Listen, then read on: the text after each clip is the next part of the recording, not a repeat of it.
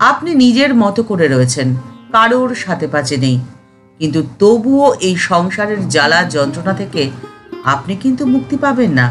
এই সংসার আপনাকে ছেড়ে দেবে না, কাঠগড়ায় তুলবেই, সে আপনি যেমন ভাবেই থাকুন না কেন। আপনি যদি মনে করেন যে আপনি কথার উত্তর না দিয়ে চুপ করে থেকে এই জ্বালা যন্ত্রণা থেকে নিজেকে দূরে সরিয়ে রাখবেন, তাহলে আপনি ভুল। পরিস্থিতি এমন তৈরি হবে যে আপনাকে মুখ খুলতেই হবে। আর ঠিক সেই জন্যে আপনাকে এই সংসারে নিজেকে ভালো রাখতে হলে চতুরতা জানতেই হবে। আপনাকে জানতে হবে যে আপনি কোথায় মুখ খুলবেন আর কোথায় চুপ থাকবেন, আপনি কোথায় নিজেকে প্রকাশ করবেন আর কোথা থেকে নিজেকে গুটিয়ে আনবেন। আর এই শিক্ষা অর্জনের জন্য প্রয়োজন সাধনা। সনাতন ভারতীয় আদর্শে 4টি আশ্রমের কথা বলা হয়েছে: ব্রহ্মচর্য আশ্রম, গার্হস্থ্য আশ্রম, বানপ্রস্থ আশ্রম এবং সন্ন্যাস আশ্রম। এবার আশ্রম কাকে বলে?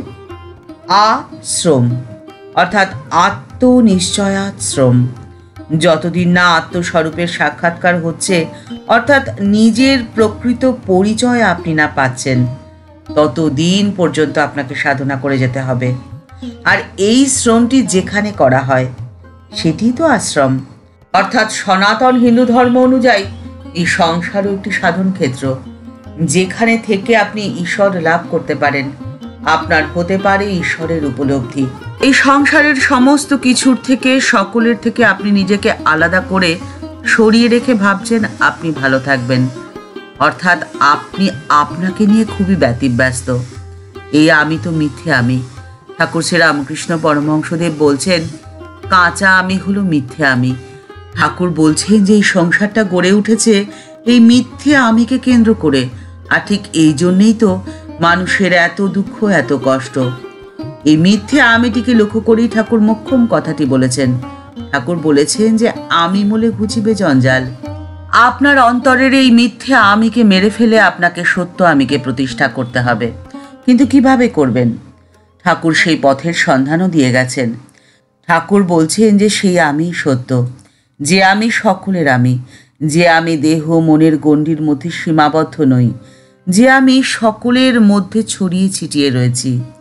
সেই আমিকে আপনাকে তুলে ধরতে হবে। কুড়িয়ে পাওয়া 14 আনার মতো আপনার ভেতরের ভুলে থাকা অখণ্ড সর্বব্যাপী আমিটিকে আপনি যদি একবার পুনরুদ্ধার করতে পারেন, তাহলেই আপনি আনন্দে শান্তিতে ভরপুর হয়ে আপনার জীবনের পথটিকে অতিক্রম করতে পারবেন। আমাদের প্রত্যেকের জীবন একটা শিল্প, একটা সাধনা।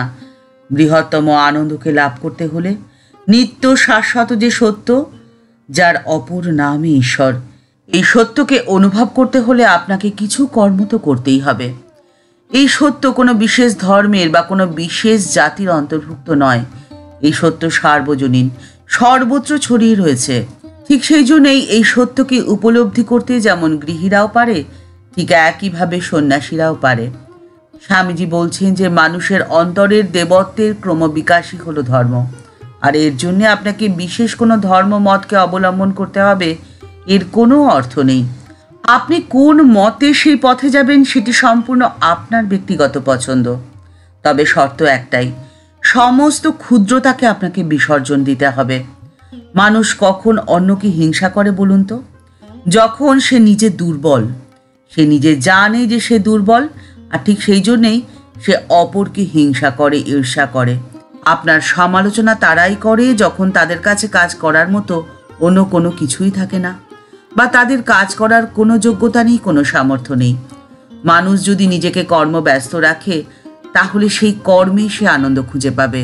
স্বামীজি একদিন তার অনুগত শিষ্যদেরকে বলছেন যে একটি বিশাল পাথরের মধ্যেই এক অনিন্দ্য সুন্দর বুদ্ধ মূর্তির পূর্ণ সম্ভাবনা লুকিয়ে রয়েছে, কিন্তু সেটি তখনই সম্ভব যখন ভাস্কর্যের কলা কৌশলটি শিখে নিয়ে শ্রদ্ধা, নিষ্ঠা এবং অধ্যাবসায়ের সাথে সেই সম্ভাবনাকে ছেনি, হাতুড়ি ইত্যাদির সাহায্যে তিল তিল করে পাথরের ভেতর থেকে সেই মূর্তিটিকে ফুটিয়ে তুলতে পারে। তাহলে একদিন সেই আপাত তুচ্ছ পাথরের খণ্ডটি অসাধারণ বুদ্ধ মূর্তিতে পরিণত হয়ে যাবে। ঠিক একই রকমভাবে আপনার মধ্যেও রয়েছে সমস্ত কিছুর সম্ভাবনা। প্রয়োজন হলো নিষ্ঠা, অধ্যাবসায় আর সেই ছেনি বা হাতুড়ির আঘাত। যে আঘাত আপনি প্রতি মুহূর্তে পাচ্ছেন আপনার আপনজনদের কাছে, আপনার বন্ধু বান্ধব, পাড়া প্রতিবেশী অথবা আপনার পরিস্থিতির কাছে। আর আপনার কাজ হলো সেই আঘাতকেই আপনাকে ব্যবহার করা। সেই আঘাতে আপনি বিমর্ষ হয়ে ভেঙে চুরে যাবেন না, হতাশও হবেন না। আপনার কাজ হলো সেই আঘাতকে ব্যবহার করে আপনার অন্তরের মধ্যে ঈশ্বরের প্রতিমূর্তিকে জাগিয়ে তোলা।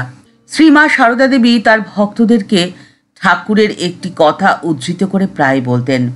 মা বলতেন যে, দেখো, তোমাদের ঠাকুর বলেছেন মায়া সমুদ্রে ঝাঁপ দিসনি, হাঙরে কুমিরে খেয়ে ফেলবে।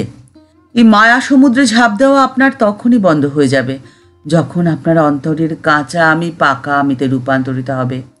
আপনি লক্ষ্য করবেন যে তখন আপনার অন্তরে অদ্ভুত এক আলো জ্বলে উঠেছে, যে আলোর ছটায় আপনার চারিদিক তখন আলোকিত হয়ে রয়েছে। আপনার হৃদয়ের সমস্ত ক্ষুদ্রতা সরে গিয়ে আপনার হৃদয় হয়ে উঠেছে বিশাল বিস্তৃত। আর আপনার সেই বিশাল বিস্তৃত হৃদয় অন্যের করা সামান্য অসম্মান বা অপমান তুচ্ছ ঢেউয়ের মতো কোথায় হারিয়ে গেছে, যার কোনো খোঁজ আপনার কাছেই নেই। আর সেই খোঁজ খবরে আপনার কোনো প্রয়োজন আছে বলে আপনি অনুভবই করবেন না, কারণ আপনার তখন মনে হবে সমগ্র বিশ্ব আপনার আত্মীয়। বসুধৈব কুটুম্বকম। আর ঠিক এই বার্তায় দিয়ে গেছেন শ্রীমা সারদা দেবী তার জীবন দিয়ে। শ্রীমা বলে গেছেন, যদি নিজে ভালো থাকতে চাও তাহলে কারোর দোষ দেখো না, জগৎকে আপনার করে নিতে শেখো। মায়ের এই বাণীটি যতটা ছোট, জীবনে পালন করা ঠিক ততটাই কঠিন। কারণ জগৎকে আপনার করে নিতে হলে নিজের হৃদয়কে যে জগতের মতো বিস্তৃত প্রসারিত করতে হবে। নিজের হৃদয়কে জগতের মতো বিশাল বিস্তৃত করা তো অসম্ভব কাজ। এই অসম্ভব কাজকে সম্ভব কিভাবে করা যেতে পারে, সেই পথের সন্ধানও রয়েছে মায়ের জীবন ও বাণীতে। একদিন এক ভক্তকে মা বলছেন, এই সংসারের শান্তি আমরা সবাই চাই, কিন্তু মুশকিল কি বলতো? আমরা যেমন দেহের দাসত্ব করা ছাড়তে পারি না, ঠিক একইভাবে মনের দাসত্ব করাও ছাড়তে পারি না। দেহ আর মনের দাস হয়ে কিভাবে তোমরা শান্তি আর আনন্দ পাবে বলো তো? তাই শান্তি পেতে গেলে তোমাদের দেহ আর মনের দাসত্বকে ছেড়ে দেহ আর মনের প্রভু হয়ে উঠতে হবে। অর্থাৎ তোমার দেহ এবং তোমার মন তোমার কথা শুনে চলবে। তুমি দেহের কথা বা মনের কথা শুনে চলবে না কখনো। দেহ এবং মনের দাসত্ব করতে গিয়ে দেহের সুখের জন্যে তোমরা এদিক ওদিক যেমন ছুটে বেড়াও, ঠিক তেমনভাবেই মনের সুখের জন্যেও তোমরা বাসনার দাস হয়ে যাও। মন যে বাসনা করে, সেই বাসনা পূরণের জন্যে তোমরা দিকভ্রান্তের মতো ছুটতে থাকো। এই ছোটা তোমাদের বন্ধ করতে হবে। আর এই ছোটা বন্ধ করার একটাই পথ, সেটা হলো কর্ম। কিন্তু কর্ম করতে হবে ভক্তের আমি হয়ে, কর্ম করতে হবে সন্তান আমি হয়ে, কর্ম করতে হবে ঈশ্বরের দাস আমি হয়ে। আর ঠিক তখনই তোমার প্রত্যেকটি কাজ হবে নিখুঁত এবং প্রত্যেকটি কাজে তুমি তোমার আনন্দ খুঁজে পাবে। কারণ প্রত্যেকটি কাজ যে তোমার পূজা, তোমার আরাধনা। আর ঠিক সেই জন্যই তখন তোমার জীবন হবে আনন্দময় এবং প্রত্যেকটি কাজের সফলতা যে আসবে এ নিশ্চিত। ঠাকুরমা ও স্বামীজির চরণে প্রণাম জানিয়ে আজকের পর্ব এই পর্যন্তই। দেখা হচ্ছে পরের একটি নতুন পর্বে। আজকের পর্বের উপস্থাপনা আপনার ভালো লেগে থাকলে লাইক বাটনটি প্রেস করে দিতে ভুলবেন না। আর আপনার মতামতটি কমেন্টস বক্সের মধ্যে জানালে আমাদের ভালো লাগবে। আপনাদের করা একটি লাইক আমাদের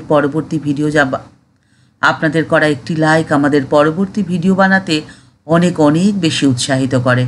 আপনি যদি এই চ্যানেলে নতুন এসে থাকেন তাহলে চ্যানেলটিকে সাবস্ক্রাইব করে বেল বাটনটি ক্লিক করে দিয়ে যেতে পারেন। তাহলে এই চ্যানেলে ভিডিও আপলোড হলে আপনার কাছে নোটিফিকেশনটি সবার আগে চলে যাবে।